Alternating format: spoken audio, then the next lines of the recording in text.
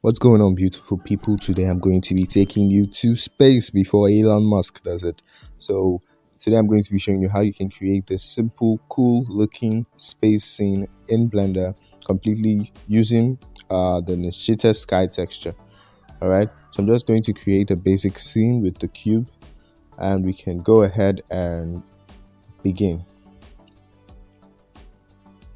Okay, so let's go ahead and change to the Nishita sky texture. Let me open this window up so you can see.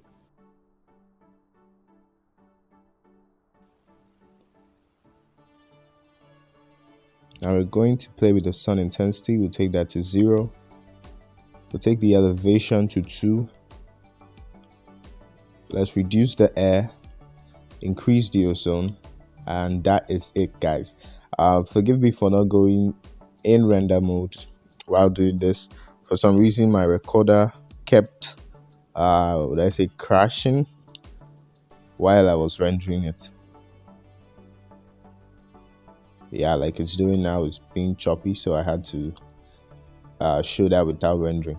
So I hope you guys enjoyed this video. If you did, do well to subscribe to the channel. I really need that as support, and check out the other videos on this channel. And until next week, guys.